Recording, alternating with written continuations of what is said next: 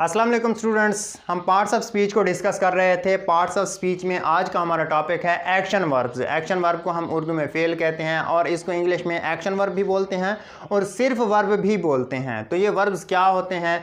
कोई काम होता है, किसी काम को जाहिर करते हैं, जैसे उठना, खाना, खेलना, दौड़ना, चलना। ये सारे वाले अल्फाज जो काम को ज़ाहिर कर रहे हैं, इनको हम कहते हैं ये वर्ब्स हैं हमारे। और वर्ब्स की मज़ीद कुछ काइंड्स हैं, उनको देखते हैं। अब पहली इसकी जो किस्म है वो है रेगुलर वर्ब।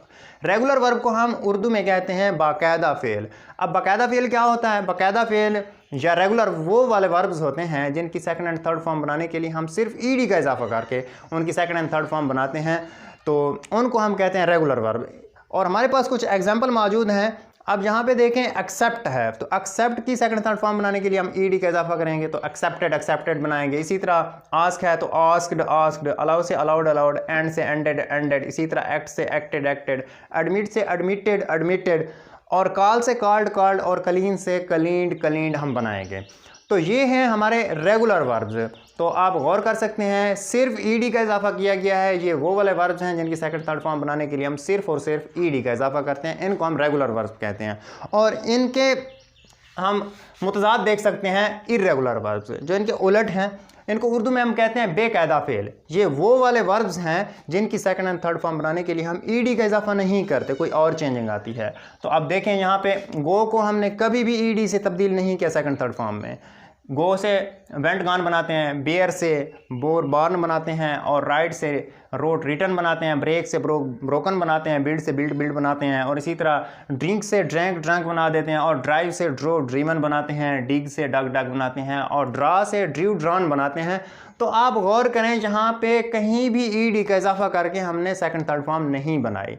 तो आप इनका कंपैरिजन कर सकते हैं, ये ईडी वाली फॉर्म्स होती हैं दूसरी तीसरी, और ये ईडी वाली नहीं होती। ये इनका डिफरेंस है आपस में। उसके बाद तीसरी किस्म का जो हमारे पास वर्ब आता है वो है ट्रांजिटिव वर्ब्स।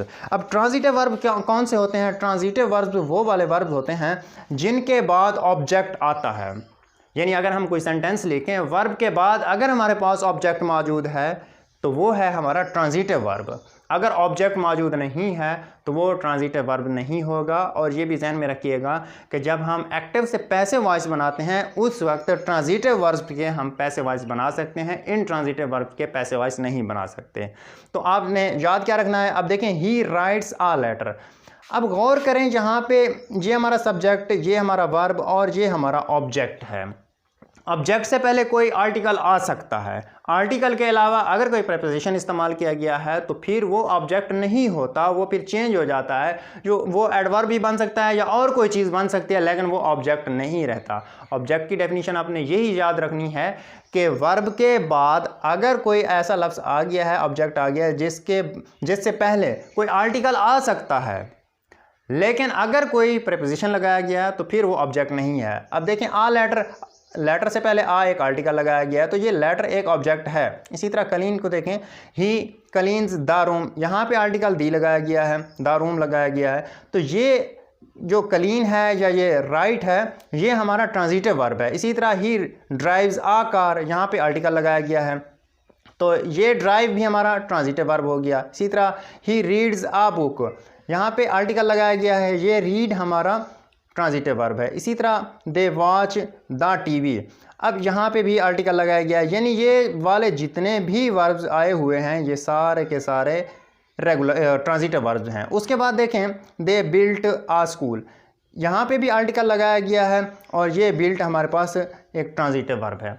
उसके बाद आगे हमने देखना है इनट्रांजिटिव, जो इसकी अगली किस्म है, तीसरी किस्म, इनको हम कहते हैं इनट्रांजिटिव वर्ब्स। इनको उर्दू में हम कहते हैं फेल लाजिम।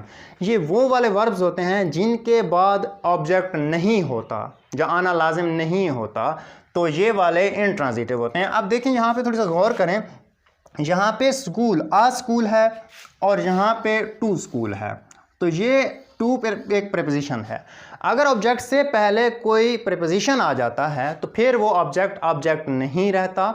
अगर उस ऑब्जेक्ट से पहले कोई आर्टिकल आ जाए तो फिर वो ऑब्जेक्ट रहता है। यहाँ पे टू की वजह से वही स्कूल है, अब ये ऑब्जेक्ट नहीं बना। यहाँ पे स्कूल ऑब्जेक्ट था, यहाँ पे स्कूल ऑब्जेक्ट नहीं है। तो हम कह सकते हैं कि ये वाला जो गो आया हुआ है ये ट्रांजिटिव वर्ब नहीं है, ये इनट्रांजिटिव वर्ब है। और दूसरे लफ्ज़ों में हम ये भी कह सकते हैं कि ही गोज़ टू स्कूल को हम पैसिव वॉइस में कभी भी चेंज नहीं कर सकते। अगर कोई इनको चेंज करता है इस तरह वाले वर्ब्स को, इस तरह वाले सेंटेंसेस को, तो वो सेंटेंस गलत होता है, वो पैसिव वॉइस नहीं बन सकता। अब उसके बाद इसको देखते हैं, शी स्लीप्स एट नाइट। अब इधर अगर आप गौर करें तो एट भी एक प्रीपोजिशन आया हुआ है, नाइट से पहले जो लगाया गया। अब ये स्लीप ये भी ट्रांजिटिव वर्ब नहीं है, ये इनट्रांजिटिव वर्ब है, इसको भी हम पैसिव वॉइस में कन्वर्ट नहीं कर सकते। अब अगले को देखें, they run in the match. अब इन एक और प्रीपोजिशन आ गया है और इधर आर्टिकल भी मौजूद है। हमने ये देखना है कि वर्ब के बाद इन लगाया गया है, तो आगे जो ऑब्जेक्ट आएगा इन के बाद आएगा, तो ये इन एक प्रीपोजिशन है, तो हम आगे वाले ऑब्जेक्ट को ऑब्जेक्ट नहीं कहेंगे। और पीछे जो ये रन है ये एक ऐसा वर्ब है जिसको हम कहते हैं इनट्रांजिटिव वर्ब, ये ट्रांजिटिव वर्ब नहीं है और ये सेंटेंस भी पैसिव वॉइस में चेंज नहीं हो सकता। तो आपने यही जहन में रखना है कि पैसिव वॉइस उन सेंटेंसेस के बन सकते हैं जिनमें जो वर्ब आया हुआ है वो ट्रांजिटिव वर्ब है, तो हम उनको पैसिव वॉइस में कन्वर्ट कर सकते हैं। अगर वो इनट्रांजिटिव वर्ब है तो उनको हम पैसिव वॉइस में कन्वर्ट नहीं कर सकते। उसके बाद अगला जो वर्ब है वो है हमारे पास इन्फिनिटिव वर्ब्स। इनको उर्दू में हम कहते हैं इसमें मसदर। उर्दू में इनकी पहचान ना होती है, तो बहरहाल हम तो इंग्लिश पढ़ रहे हैं, आपने ये देखना है कि इंग्लिश में इनकी क्या पहचान है। वर्ब की फर्स्ट फॉर्म से पहले अगर आपको टू कहीं मिलता है तो फिर वो हमारा होता है इन्फिनिटिव वर्ब्स। इसकी पहचान इतनी याद रखनी है कि वर्ब से पहले टू या टू के बाद हम फर्स्ट फॉर्म कह सकते हैं। तो दोनों तरह से इधर देखें, ये टू बाई आया हुआ है, I am going to buy a book. अब टू के बाद बाई एक फर्स्ट फॉर्म है या बाई से पहले टू लगाया गया है, यानी फर्स्ट फॉर्म से पहले टू या टू के बाद फर्स्ट फॉर्म। तो दोनों तरह से हम कह सकते हैं कि इनकी पहचान क्या है, टू के बाद फर्स्ट फॉर्म भी आ सकती है और बाई से पहले टू भी आ सकता है।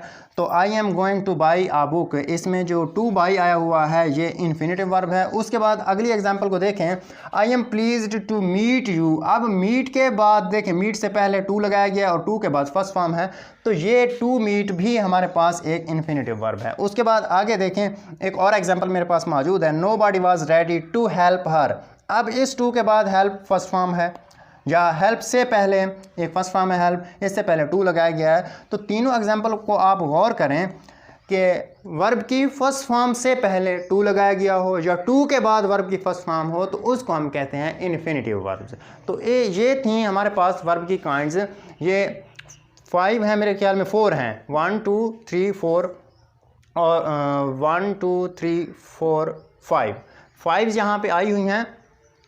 तो ये 5 काइंड्स हैं एक्शन वर्ब्स की।